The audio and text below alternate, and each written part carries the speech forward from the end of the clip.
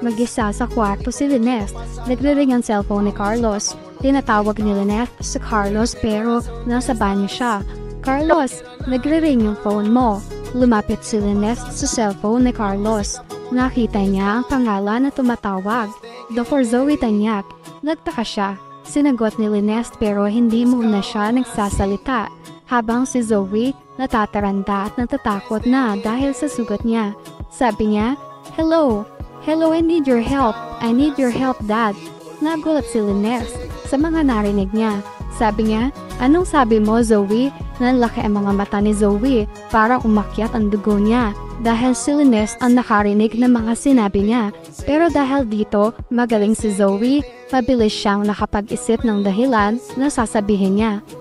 Tita Lynette, bakit po nasa iyong cellphone ni Dr. RJ Tanyag? Si Dad. Nasaan si Dad? Nagtataka si Lynette.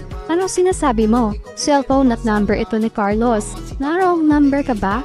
Sumagot si Zoe. Sorry po. Nagkamali nga po ako ng pag-dial ng number. Narong number nga po ako. Hihingi sana ako ng tulong kay Dad dahil may nakuha na akong leads sa pagkawala ni Lolo. Sige po, Tita Lynette. Ikamusta niyo na lang po ako kay Doc Carlos. Pasensya na po. Good night. Maya-maya ay lumabas na ng banyo si Carlos. Napansin ni Carlos na hawak ni Lynette ang cellphone niya. Lynette, bakit hawak mo ang cellphone ko? Sumagot si Lynette. Kasi kanina nagre-ring ang phone mo, nasa banyo ka. Inisip ko na emergency dahil this oras na ng gabi. Nagulat nga ako kasi si Zoe ang tumawag sa'yo. Nabigla si Carlos. Si Zoe, bakit raw siya tumawag? Sabi ni Lynette, wrong number pala kasi tinawag kanyang dad. Tapos humingi pa siya ng tulong. Nagtataka nga ako hindi man naman siya anak. Akala niya cellphone number ni RJ ang nadial niya. Pero nagsorry na rin siya. Napaisip si Carlos sa narinig niya mula kay Lynette. Si Zoe, kailangan niya ng tulong ko. Hinintay niya munang makatulog si Lynette at sikreto siyang tumawag kay Zoe. Tumayo si Carlos papalayo kay Lynette para hindi siya marinig nito. Nung makausap na si Zoe, nagsalita siya ng pabulong. Zoe, tumawag ka raw at humihingi ng tulong? Sumagot si Zoe at umiyak. Dad, tulungan mo ako. Isugat ako. Nag-aalala si Carlos. Sabi ni Zoe, munti ka na kasing tumakas si Lolo kanina tapos nakakuha siya ng barel. Akala niya ako si Belahadja. May tama ako ng barel, Dad. Ang sakit-sakit. Tulungan mo ako. Hindi ako pwede magpadala sa ospital. Agad namang magbibigay ng tulong si Carlos dahil anak niya si Zoe. Sige Zoe, ibigay mo sa akin ang address at pupuntahan kita agad. Agad namang nagbigay ng address si Zoe. Samantala, dadalawin ni Annalyn si Giselle sa ospital. Dito mararamdaman ni Giselle ang panghihinayang na wala siyang anak na kagaya ni Annalyn na nag-aalala sa ina. Namimiss niya ng sobra ang anak. Napapangiti si Giselle. Salamat Annalyn, andito ka. Patawarin mo ako kung noon nagkaroon tayo ng hindi pagkakaunawaan. Napakaswerte ko dahil ikaw ang pamangkin ko. Salamat sa pag-aalaga mo. Biglang naalala ni Giselle ang anak. Sabi niya, alam mo Annalyn, naiinggit ako kay Lynette dahil meron siyang anak na kagaya mo.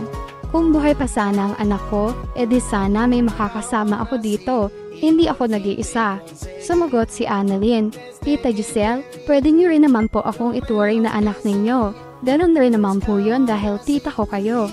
Iisang dugo lang ang nananalaytay sa atin. Aalagaan ko po kayo. Huwag na po kayo malungkot. Naging seryoso si Annalyn. Nagtanong siya, Tita Giselle, huwag niyo po sana mamasamain. Ano po ba nangyari doon sa tatay ng anak po ninyo? Nasaan na po ba siya?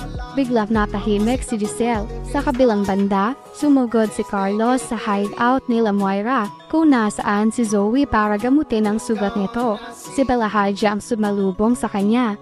Magandang gabi, Doc. Sagot ni Carlos. Si Zoe nasaan? May sugat siya. Kailangan ko siyang magamot. Sumagot si Belahadja. Doc, paggagamot lang ang gagawin mo dito ha? Pagkatapos ay umalis ka na rin agad at wag na wag kang magsusumbong. Marami akong pwedeng gawin. Tumango na nakasimangot si Carlos. Nakita na nga ni Carlos si Zoe at agad niyang ginamot ang sugat nito. Sabi niya, Zoe, mag-iingat ka. Bakit hindi ka pa umuwi at iwanan mo na ang mami mo? Total, nilalagay ka niya sa peligro. Hindi ka ligtas dito. Nag-aalala ako sa'yo. Sumagot si Zoe. Ayos lang ako. Kailangan ko lang pagalingin ang sugat ko at babalik rin ako sa trabaho. Sigurado maghihinala sila na ang sugat ko ay dahil sa tama ng barel.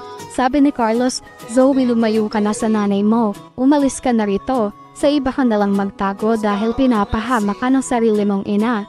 Samantala, napakinggan pala sila ni Moira at galit na galit siya kay Carlos. Sabi ni Moira, hindi porket nagpunta ka rito para gamutin si Zoe ay dakilang ama ka na.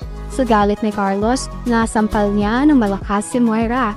Napasigaw si Zoe at inawat niya si Carlos. Pero dahil nasaktan si Moira, gusto niyang gumante kay Carlos. Inagaw niya ang baril ni Belahaja at tinutok kay Carlos. Ang kapal ng mukha mong saktan ako, matapos kong palakihin mag-isa ang anak ko? Sumagot si Carlos. Kung alam ko lang, sana noon pa ay kinuha ko na sa iyo ang anak ko para hindi siya lumaki na ikaw ang kinikilalang nanay niya. Dahil walang kasing sama ang budhi mo. Nakatutok lang si Moira kay Carlos. Inawat ni Zoe si Carlos sa pagsasalita. Dad, huwag mo nang awayin si Mami, pwede ba? Napasigaw si Carlos. Zoe, kriminal ang nanay mo. Tinutok na naman ni Moira ang baril at hinamon si Carlos. Ah, ganoon ha? Inawat agad ni Zoe ang mami niya. Hinawakan niya ang baril. Sabi niya, don't kill my father. Habang nag-aaway sila ay nakikinig at nakasilip na pala si Don Pepe. Itinago siya ni Belahaja para hindi siya makita ni Carlos habang nanggagamot. Sumagot si Moira, si Roberto Tanyag lang ang tatay mo. Wala nang iba. Kung si Carlos, walang kwentang ama yan. Sumagot si Zoe. Sabi niya, pero kay Dr. Carlos pa rin ako galing. I still owe him my life. Mami, tatay ko pa rin siya. Narinig lahat yon ni Lolo Pepe. Binigkas niya ulit ang mga narinig niya. Si Doc Carlos ang tunay na ama ni Zoe. Mas mabuti pala na hindi ako nakatakas agad at pumabor pa na naging tama ng baril ni Zoe. Dahil dito, nalaman ko na kung sino ang tunay na ama ni Zoe. Mga hayop kayo, mga manluloko kayo. Pati si Nalines at tunay kong apo na si Annalyn ay pinapaikot nyo sa mga palad nyo. Ikaw, Carlos, kaya nung una pa lang hindi na talaga maganda ang kutob ko sa'yo. Kaya pala ganyan ang ugali ni Zoe dahil anak siya ng mga hayop. Mga makasarili kayo. At yan ang mga pakakaabangan natin sa Abot Kamay na Pangarap.